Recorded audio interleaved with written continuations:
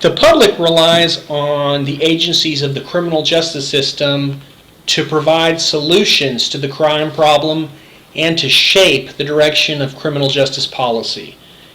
And this loosely organized collection of agencies is charged with, among other matters, protecting the public, maintaining order, enforcing the law, identifying transgressors, bringing the guilty to justice, and treating criminal behavior.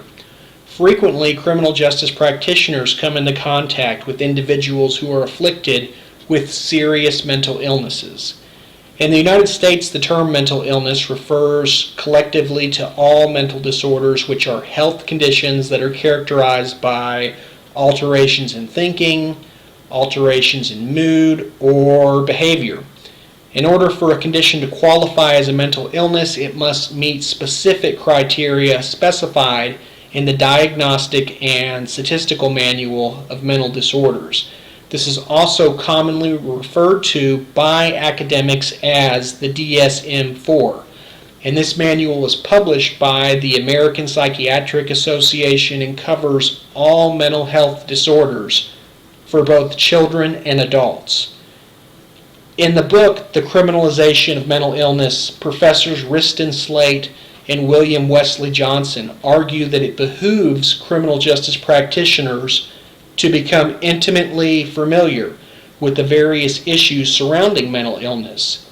In the introduction of their groundbreaking book, the authors use symbols from the Mandarin Chinese language to illustrate that currently the criminal justice system is in a state of crisis, and there are still opportunities, meaningful opportunities for change. Before we examine the inner workings of this book, let's first meet the authors. The first author is Dr. Risdon Slate, professor and chair of the Department of Sociology and Criminology at Florida Southern College in Lakeland, Florida. He has a personal background which will provide interesting insights into the topic at hand. In 1986, Slate was diagnosed with bipolar disorder.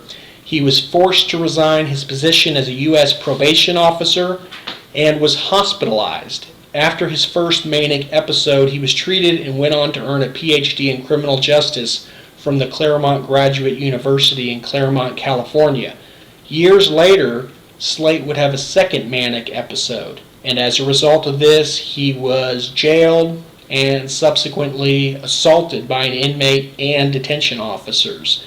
He was also forced into a strip cell as a result of his erratic behavior, and eventually he was hospitalized and the charges were dismissed, and the arrest was eventually expunged. Since this ordeal, Professor Slate has changed doctors, he has resumed taking his medication, and has been teaching full-time with no further manic episodes. Dr. Slate has served as an appointee on Florida's Mental Health and Substance Abuse Commission. He has also testified before a U.S. Congressional Subcommittee on the impact of the mentally ill. And he is highly sought after as a speaker and a media consultant and is published extensively in this area.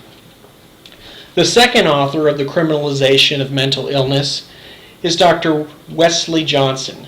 Johnson is a professor and doctoral program director in the School of Criminal Justice at the University of Southern Mississippi. He is also the past president of the Academy of Criminal Justice Sciences. Both authors have published extensively in the discipline, and their book is a must-read for anyone who is considering the academic or professional career in the field of criminal justice. Let's turn now to perceptions of mental illness throughout history.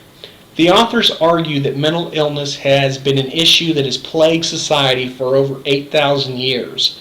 They contend that thousands of years ago, cranial trephining was utilized in order to treat part of the brain in subjects who were perceived to be ill.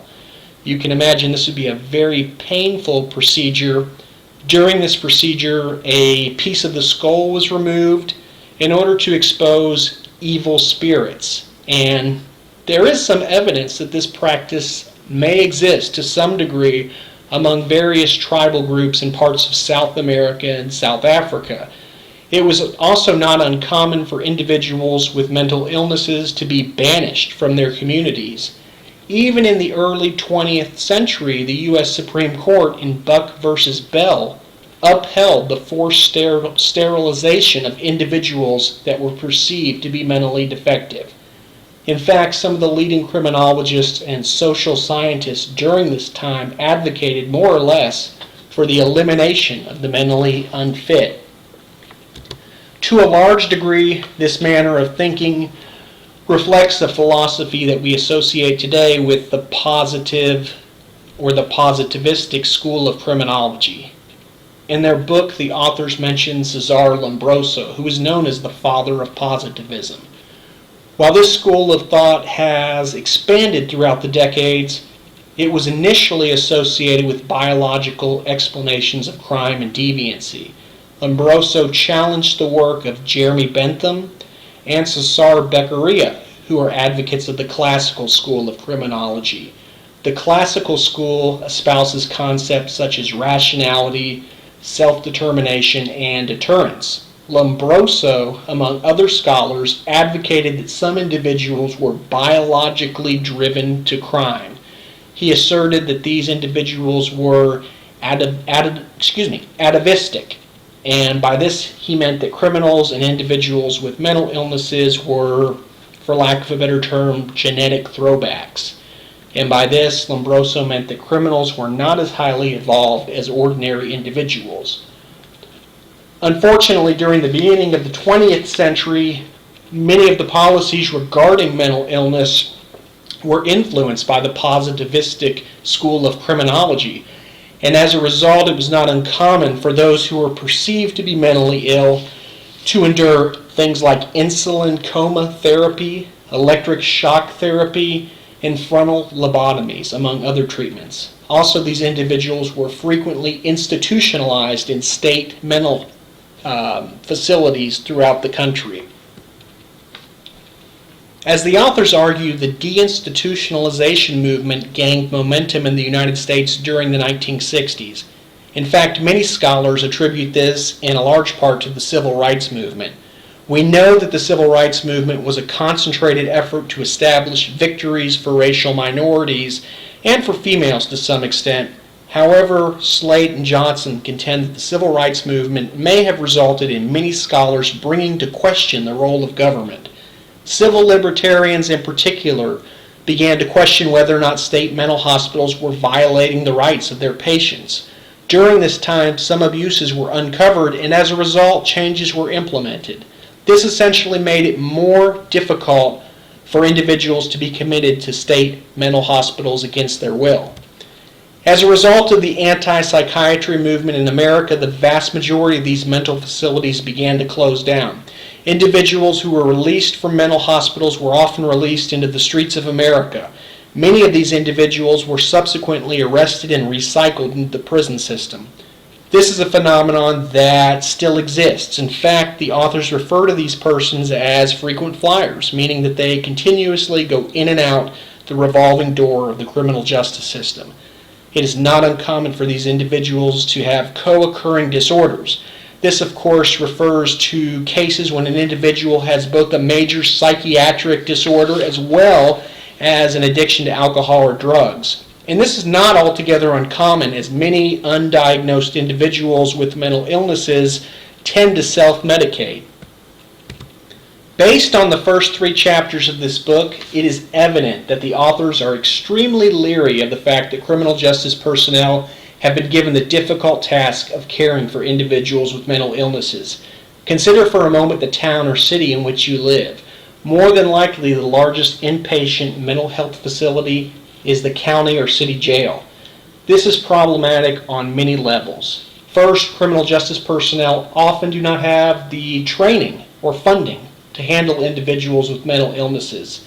Some agencies have responded well to this crisis, but others have simply dropped the ball. Consider the example of Greyhound therapy, which was cited in the book. This is a real case where the police chief of Daytona Beach, Florida, offered homeless people a one-way Greyhound bus ticket to anywhere but Daytona. In the past, Greyhound therapy has been utilized by state hospital providers as well. While some agencies defend Greyhound therapy as providing the client with an opportunity to connect with friends and family, and in reality, the agencies are simply passing the buck. They are bussing people out of the community so that the person will be someone else's problem as well as someone else's expense.